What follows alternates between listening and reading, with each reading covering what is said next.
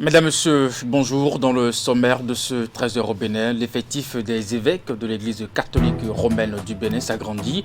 Le nouvel évêque de Djougou, le successeur de Monseigneur Paul Vieira, est connu. Récemment nommé par le pape François, il a pour nom Monseigneur Bernard de Clairvaux-Torah. En plus d'aller à la connaissance du nouvel évêque de Djougou, d'évoquer les critères de désignation des évêques par le Vatican, nous allons partager avec vous dans ce 13h au Bénin la joie des fidèles catholiques de Djougou. Ensuite, on fera le point d'étape du processus de sélection des candidats au fichier national des principales fonctions administratives et techniques des mairies dans le cadre de la réforme structurelle du secteur de la décentralisation. Selon le calendrier, les nouveaux organes devraient être mis en place au plus tard le 1er avril 2022. Et puis enfin, cérémonie de remise officielle de 4 agences de l'association des services financiers construite dans le cadre du projet d'appui à la promotion des services financiers ruraux adaptés, un projet financé par le gouvernement et le FIDA dans le but d'alléger la pauvreté en milieu rural dans 4 communes ciblées. Mesdames, Messieurs, bienvenue à tous et à nouveau bonjour dans ce 13h au Bénin, sevré depuis 2019 d'un évêque devant officier à l'église catholique de Djougou. Les populations de cette localité du département de la Donga retrouvent enfin le sourire. La bonne nouvelle est venue du Vatican, désignant désormais le père Bernard de Clairvaux-Torah comme successeur de Monseigneur Paul Vieira à l'église catholique de Djougou. On va s'intéresser dans un premier temps aux critères qui militent dans la désignation de ces hommes de Dieu au Vatican. N'est-ce pas, de toute l'Église, parce que ça a été, et c'est toujours d'ailleurs un long processus pour la nomination d'un évêque par le pape. Plusieurs enquêtes, n'est-ce pas, se font à partir de plusieurs noms, et c'est le travail de nonce apostolique, l'ambassadeur du pape.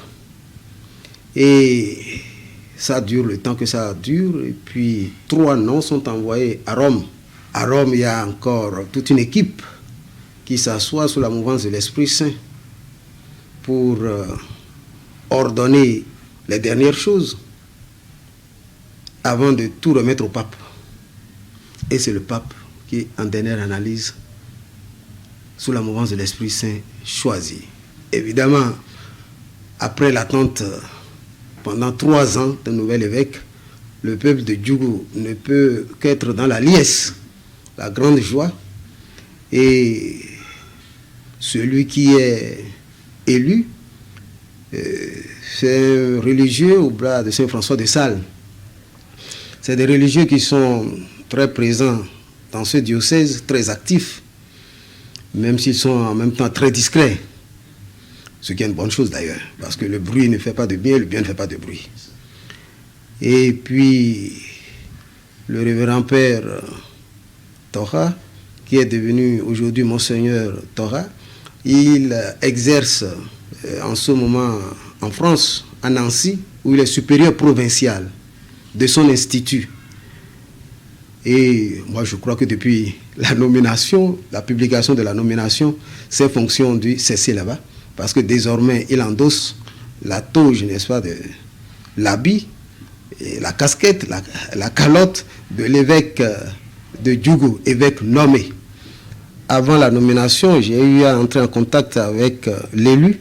Je lui ai demandé, mais qu'est-ce que je pourrais dire au peuple de Djougou, au peuple de Dieu qui est à Djougou et qui attend leur nouvel évêque depuis 3 ans. Alors il dit, il n'avait pas du tout pensé à cette question, mais dites-leur de prier pour moi. Alors moi je dis la même chose, j'ai dit à tous les catholiques, et même les non-catholiques, parce que ce que l'Église catholique fait, c'est toujours ouvert. Même les non-catholiques, n'est-ce pas, qui sont croyants, qu'ils prient pour le nouvel évêque de Djougou, on a toujours besoin des prières.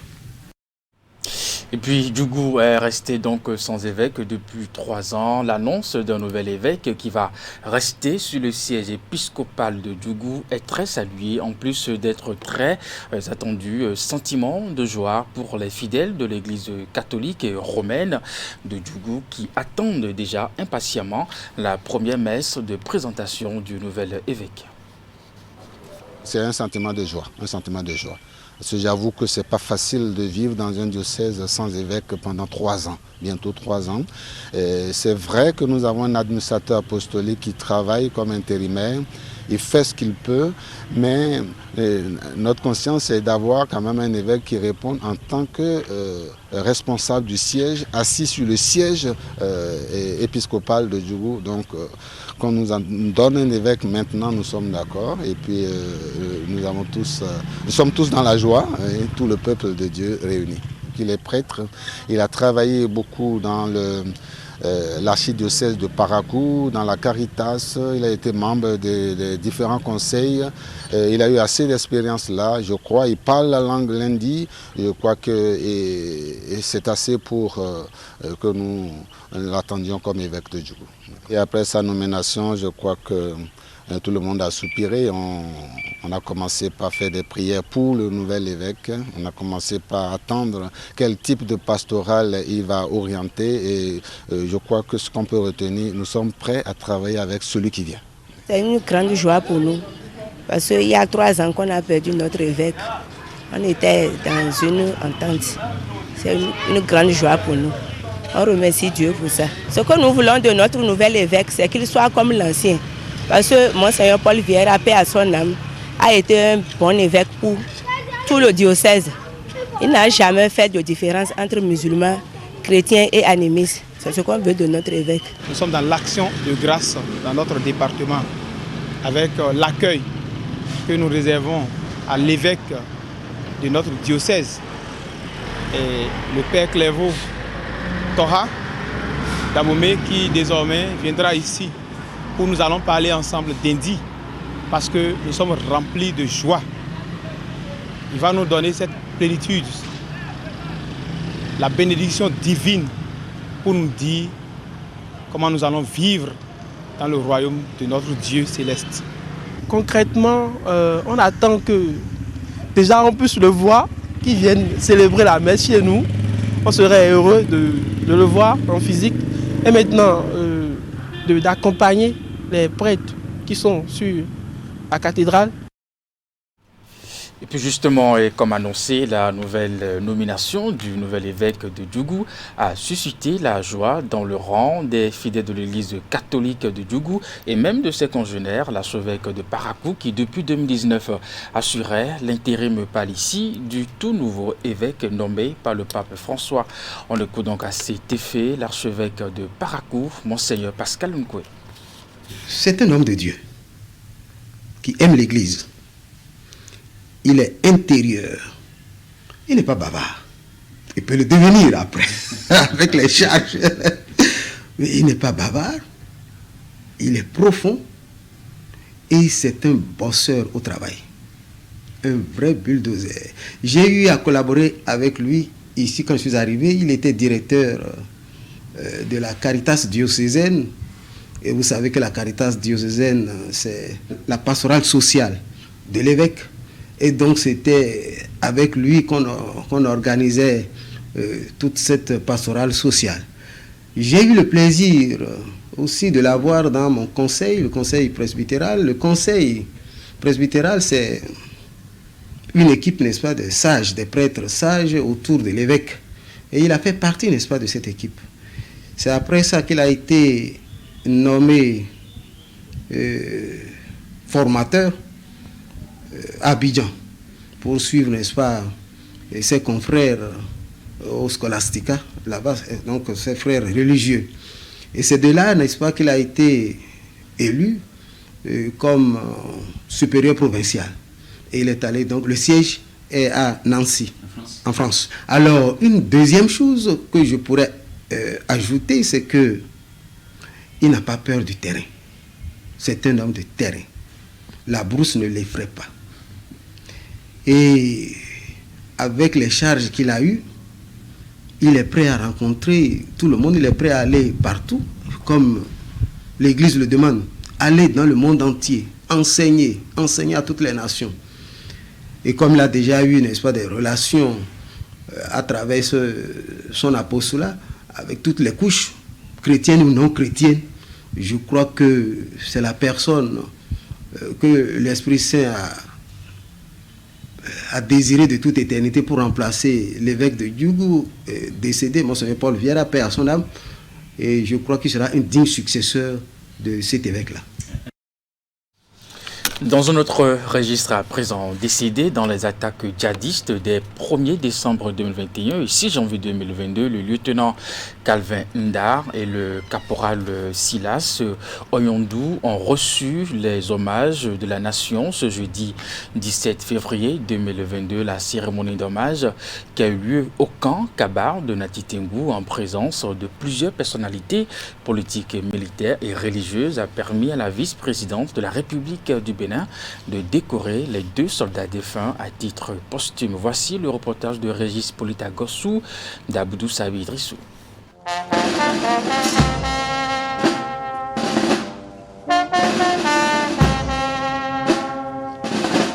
Ils sont passés de vie à trépas après les attaques djihadistes du 1er décembre 2021 et du 6 janvier 2022, pendant qu'ils étaient en mission républicaine.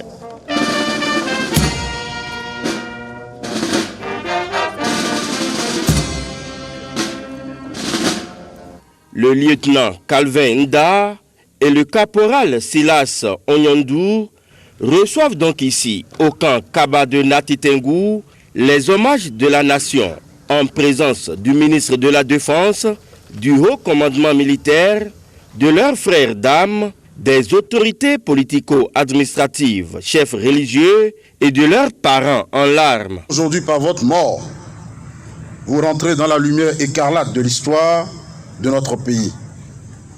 La nation tout entière vous rend hommage et se souviendra éternellement de vos noms qui seront gravés au monument aux morts de vos communes. Reposez donc en paix et de là où vous êtes, continuez à servir comme vous l'avez toujours si bien fait de votre vivant, mais cette fois-ci en nous appuyant spirituellement dans cette guerre contre l'agresseur que nous gagnerons. Adieu, chers frères d'armes. La vice-présidente de la République, représentant le chef de l'État, a reconnu la bravoure et le sacrifice de ces soldats tombés au front, les armes à la main. En choisissant de servir dans l'armée, en choisissant la défense et la sécurité de notre nation, vous étiez conscient des risques inhérents à vos choix. Malgré cela, vous vous êtes engagé et aviez servi la République jusqu'au jour ultime, fatidique, où vous êtes tous les deux tombés pour que le Bénin reste debout. Oui, tombés pour un Bénin debout. Votre sacrifice est l'un des actes méritoires le plus élevé. C'est l'acte méritoire ultime, absolu, qui vous détache du rang des hommes ordinaires et vous hisse au rang des héros que la nation honorera, sans limite, sans fin, ad vitam aeternam. Et puisqu'ils ont servi le pays jusqu'à la mort, ils ont été décorés à titre posthume.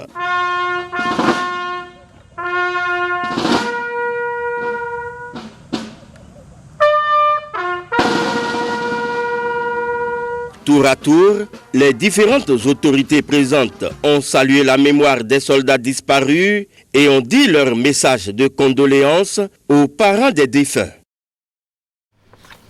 Et puis voilà, c'était donc un grand moment d'émotion du côté de Nati Tengou à l'occasion des hommages de la nation rendus aux soldats pour la réforme structurelle du secteur de la décentralisation. Le processus devant aboutir à la sélection des candidats au fichier national des principales fonctions administratives et techniques des maires se poursuit. Les nouveaux organes devraient être mis en place au plus tard le 1er avril 2022 et la Commission nationale de mise en œuvre de cette réforme structurelle est déjà à l'étape de la présélection. Les membres ont d'ailleurs donné un point de presse dans l'après-midi de ce jeudi à Cotonou pour faire le point d'étape de ce processus. Nous allons écouter ici le président de cette commission, Claude Olympio. Alors, en termes de statistiques, sur la plateforme ont été enregistrées au total 2764 candidatures. Et à l'arrivée, le nombre de candidatures retenues est de 1002. Alors la liste des candidats retenus est déjà publiée sur le portail du service public du gouvernement, sur le site du ministère de la décentralisation et de la gouvernance locale et aussi sur le site du fichier national des cadres de la chaîne des dépenses publiques. Alors, après cette phase de présélection, qu'est-ce qui va se passer à la suite? Donc, nous allons engager ou faire engager la phase de sélection. La phase de sélection comporte 3 épreuves, dont 2 pour les postes à l'exception de celui de secrétaire exécutif. C'est-à-dire que les candidats au poste de secrétaire exécutif seront soumis à 3 épreuves, tandis que les autres candidats seront soumis à 2 épreuves. Alors, s'agissant de ces épreuves, la première, c'est un test psychotechnique que tous les candidats doivent passer. Et la deuxième, c'est une épreuve de composition écrite auquel seront soumis les candidats au poste de secrétaire exécutif. Et la troisième épreuve, c'est celle d'un entretien individuel avec un jury que tous les candidats doivent passer. Donc ce n'est qu'au terme de ces 3 épreuves qu'il sera procédé à la sélection des candidats qui passeront à la dernière étape. La dernière étape étant celle de l'enquête de moralité. En termes de process pour l'organisation des épreuves de sélection. Alors, ces épreuves se dérouleront au lycée technique Koulibaly à Cotonou à partir du samedi 19 février 2022 à 7h. Dans la suite de ce 13h au Bénin, la réunion mensuelle de la conférence administrative départementale du Mono s'est tenue ce mercredi pour le compte de ce mois de février 2022, organisée à la préfecture de Lokossa. Elle a eu pour sujet le projet de sédentarisation des troupeaux ruminants au Bénin, la Covid-19 et la Caisse nationale de sécurité sociale. Reportage de Geoffroy Messan, Florando. Œuvrer donc à la prise d'initiative de ce projet. Concentrer les directeurs et autres responsables des structures déconcentrées de l'État en poste dans le département du Mono sont à nouveau réunis. Ils sont présents cet après-midi ensoleillé du mercredi 16 février 2022 dans la grande salle de conférence de la préfecture de Lokossa et prennent part à la réunion ordinaire de la conférence administrative départementale CAD du Mono. La première communication de ces assises a été présentée par la directrice départementale de l'agriculture, de l'élevage et de la pêche. Elle a porté sur le projet de sédentarisation des troupeaux ruminants au Bénin, PROCER. C'est un projet qui a été initié par le gouvernement du Bénin avec l'appui de la BOAD. Et il s'agira donc de procéder graduellement à la sédentarisation de nos élevages. Parce que jusque-là, c'est le nomadisme qui a caractérisé les élevages ruminants, c'est-à-dire périodiquement, les éleveurs sont appelés à se déplacer d'un endroit à un autre à la recherche donc, de pâturage et d'eau pour leurs troupeaux. Ce qui les amène dans leur déplacement à occasionner des dégâts au niveau des champs, des dégâts en termes de perte en vies humaines également sont enregistrés, des formes de violence, etc. Et donc ce projet permettra donc un tant soit peu de réduire de façon très notable donc les dégâts liés à la transhumance, d'autant plus que les éleveurs seront désormais appelés à rester sur place donc pour mener leurs activités d'élevage. La Covid-19 s'est à nouveau invitée au débat avec le taux de couverture vaccinale qui demeure faible dans le département. Des mesures à mettre en œuvre pour booster ce taux ont été annoncées. Nous devons renforcer et filtrer les entrées à nos bureaux par la présentation des passes vaccinaux. La préfecture, quant à elle, s'engage à organiser des visites inopinées dans vos structures pour nous assurer que vos agents, d'abord vous-même et vos agents, restez conformes à cette exigence au sommet de l'État et que la CAD a recommandé ce jour. Nous prenons les dispositions pour que désormais, tout ce qui est manifestation culturelle, dans le département soit conditionné par l'installation préalable, non seulement d'une équipe de vaccination sur les lieux, mais également ce que tous ceux qui sont censés être visiteurs ou participants à ces rencontres puissent se faire vacciner. L'autre point essentiel abordé durant cette rencontre a concerné les activités et le fonctionnement de la Caisse nationale de sécurité sociale, CNSS. Une communication a été présentée à l'assistance à ce sujet. Je vous l'annonçais en titre, cérémonie de remise officielle de 4 agences de l'association des services financiers construites dans le cadre du projet d'appui à la promotion des services financiers ruraux adaptés, un projet financé par le gouvernement et le FIDA dans le but d'alléger la pauvreté en milieu rural dans 4 communes ciblées. La cérémonie a eu lieu ce jeudi à Bomé-Calavi, suivie d'une visite de l'agence de Comé dans le monoclémat Tchadé, Rachidi Soubero.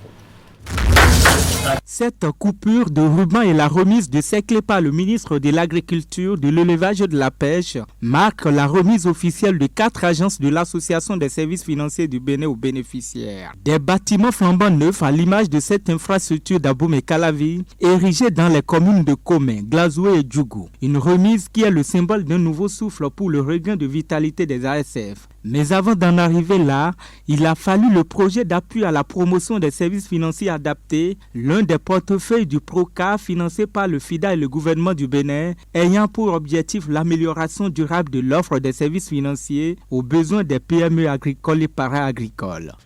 Ces bâtiments flambants neufs, réalisés au profit de l'ASF Bénin, viennent renforcer la capacité de l'institution et contribue à multiplier ses points de service dans l'optique de se relever et d'aller loin, très loin, et de prouver qu'elle demeure un instrument pertinent de proximité qui est adapté pour le financement des activités économiques des populations à la base.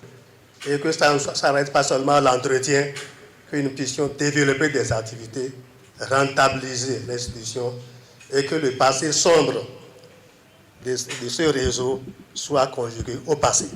Grâce à ce projet financé par le gouvernement de la République du Bénin et son partenaire le FIDA, l'institutionnalisation des ASF en ASF Bénin a été une réalité et redonne l'espoir d'une nouvelle dynamique pour financer l'agriculture et d'autres activités des populations rurales. Des avancées qui séduisent aussi bien le partenaire FIDA et le ministre de l'Agriculture qui au cours de cette cérémonie de remise ont exprimé leur joie de constater le nouvel élan des ASF Bénin.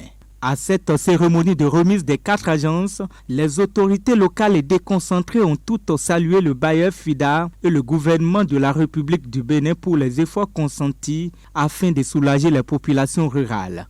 Vous avez désormais un cadre de travail approprié. Nous attendons de vous, bien plus que l'entretien et la prise en charge qui sont nécessaires pour ces agences, une dynamique nouvelle, une gouvernance irréprochable et un redressement rapide de l'ASF pour sa montée en puissance. Je profite de la présente occasion de remise officielle des locaux des 4 agences à l'ASF Bénin pour saluer le partenariat entre le FIDA et le gouvernement du Bénin qui ont tous œuvré pour l'avènement de ce jour, ce qui témoigne de la bonne qualité et du dynamisme de ce partenariat historique. Monsieur le directeur pays, transmettez la gratitude du gouvernement du Bénin au président du FIDA et maintenons ensemble le cap pour la promotion de la finance inclusive au Bénin. Après la remise officielle des 4 agences, le ministre Gaston Kossi-Dossou et son équipe se sont rendus à Comé pour visiter l'ASF Bénin de la ville. Et sur place, les populations bénéficiaires et les autorités entendent profiter de cette opportunité que leur offre ce projet pour un réel développement économique à travers ces ASF. Ces mêmes bénéficiaires ont promis faire bon usage de ces infrastructures. Démarré le lundi dernier, l'atelier d'information et de sensibilisation des préfets, des secrétaires généraux de départements et des élus sur les interventions en nutrition et développement de la petite enfance a pris fin ce mercredi, et ceci sur des résolutions allant dans le sens d'une meilleure implication de ces décideurs. L'atelier a été organisé par le secrétariat permanent du Conseil de l'alimentation de la nutrition SPCAN à travers le projet de nutrition et de développement de la petite enfance. Reportage. Une des pistes de recherche, de prise de conscience collective des décideurs à divers niveaux en matière de nutrition et de développement de la petite enfance a été ce rendez-vous de l'OCOSA, organisé sur 72 heures par le secrétariat permanent du Conseil de l'alimentation et de la nutrition SPCAN. Il a été une opportunité offerte à des préfets, à des secrétaires généraux des départements et à des élus locaux de renforcer leurs compétences et connaissances sur les interventions en nutrition et développement de la petite enfance. Nous devons résolument nous engager à ce que ce jour soit le point de départ de la mise en œuvre des conclusions de cet atelier. Comme vous l'avez constaté, nous sommes à mi-chemin. De 0,41, nous devons travailler davantage pour que la nutrition et le développement de la petite enfance dans nos départements restent une priorité des priorités. Cette étape de l'OCOSA a réuni dans cette salle environ 117 acteurs de préfecture et mairie des 35 communes de l'Atlantique, du Koufo, du Mono, du Littoral, de l'Ouémé et du Plateau. Elle a été précédée par celle de Parakou, qui a regroupé du 10 au 12 février dernier 139 acteurs des 42 communes des départements du Nord et du Centre. L'atelier qui prend fin ce matin à l'OCOSA est une réussite, je voudrais l'affirmer, parce que la qualité de la direction des travaux, la qualité des communications présentées est succédée par de riches échanges techniques et politiques, atteste à n'en point douter de l'intérêt que l'ensemble des participants accordent à la nutrition et au développement de la petite enfance chez nous au Bénin. Cette série d'ateliers a été une réalité grâce au projet de nutrition et de développement de la petite enfance PNDPE. Le financement est assuré par la Banque mondiale. La Banque mondiale est fière d'avoir financé et de pouvoir participer à de telles actions qui se déroulent au Bénin. Ce n'est pas gagné d'avance. La concrétisation des différents acquis de ces travaux se fera à travers la feuille de route validée pour tous les acteurs ici présents. Quant au SPCAN, le suivi de ces acquis reste un élément déterminant et se fera avec l'ANCB à travers l'accord de partenariat existant entre les deux structures. Le PNDPE cible les jeunes enfants au Bénin n'ayant pas accès aux services de développement de base. Son objectif global est de réduire le retard de croissance et améliorer les résultats du développement de la petite enfance chez les enfants de moins de 5 ans dans les communes ciblées. Mesdames, Messieurs, c'est la fin de ce 13h au Bénin. Merci de l'avoir suivi et bonne suite de programme sur Canal 3 Bénin. À très bientôt.